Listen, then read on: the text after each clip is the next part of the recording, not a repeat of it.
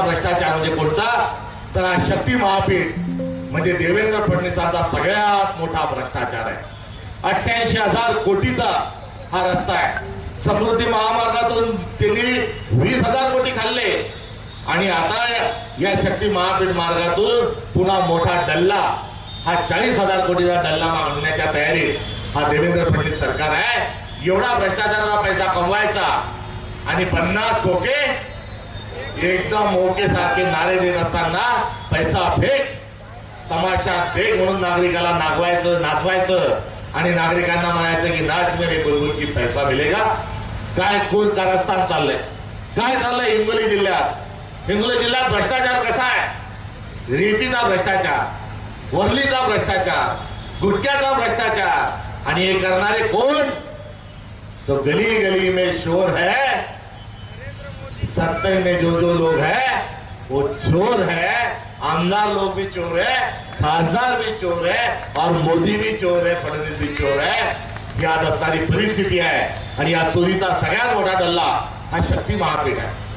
शक्ती महापीठाची मागणी नाही, इथून जाणारा तेवढा ट्रॅफिक नाही महाराष्ट्रात कोणासाठी, तर आपल्या महाराष्ट्राचे मुख्यमंत्री हे गडचिरोलीचे पालकमंत्री झाले. वास्तविक पाहता मुख्यमंत्र्यांनी पालकमंत्री राहू नये अशा प्रकारचे संकेत आहेत. मात्र हे पालकमंत्री राहिले गडचिरोलीचे आणि तिथल्या आदिवासींच्या हक्कावर गडा आणत असताना जंगलाची कत्तल करत आहेत आणि त्या ठिकाणी जमिनीतलं जे खनिज आहे, आयर्न ऑर जे लोखंड जे आहे, जे जगातलं उत्तम लोखंडापैकी एक आहे, त्याचं उत्खनन सुरू केलेलं आहे आणि तिथून लोखंड काढायचंय, ट्रकमध्ये भरायचंय आणि शक्ती महापीठाने समुद्रापर्यंत बंदरापर्यंत पाठवायचं आहे. ईस्ट इंडिया कंपनी नावाची एक कंपनी आली होती. भारतातला कच्चा माल विदेशात पाठवायची, विदेशाचा पक्का माल भारतात आणायची. ही देवेंद्र फडणवीसचं सरकार ही ईस्ट इंडिया कंपनीची अवलाद आहे. या देशातला, या महाराष्ट्रातला, भारतातला, छत्तीसगडचा, ओडिशाचा, महाराष्ट्राचा जो खनिज आहे ही बाहेर विदेशामध्ये एक्सपोर्ट करण्याच्या अनुषंगाने शक्तीपीठ महामार्ग होत आहे. हा शक्तीपीठ महामार्ग पाहिजे का आपल्याला? हा शक्तीपीठ महामार्ग आम्हाला नको. हा अमेरिकन ट्रेड डील आम्हाला नको. ही फसव कर्जमाफी आम्हाला नको. आम्हाला काय हवंय? आम्हाला स्वामीनाथन आयोगाची अंमलबजावणी हवी आहे. आम्हाला शेतमालाला भाव हवे.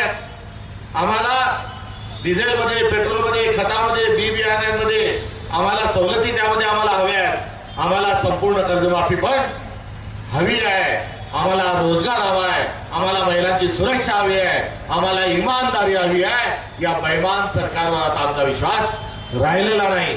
त्यामुळे सरते शेवटी एवढंच सांगतो, आज हिंगोलीच्या गांधी मैदानातून या कार्यक्रमाच्या माध्यमातून आज देशाच्या संसदेचं अधिवेशन पुन्हा सुरू झालंय, महाराष्ट्राचं अधिवेशन सुरू झालंय. त्यामुळे या दोन्ही अधिवेशनांना आज गांधी मैदानातला आमचा हिंगोलीचा जो कास्तकार आहे, हा कास्तकार आमच्या मागण्या मान्य करा ही अर्थात या सरकारने ऐकावी अशा प्रकारची सत्तेशेवटी विनंती करतो. अन्यथा आम्ही यांना वटणीवर आणल्याशिवाय राहणार नाही हा अंतिम शब्द आपल्याला देतो. असा कसा देत नाही.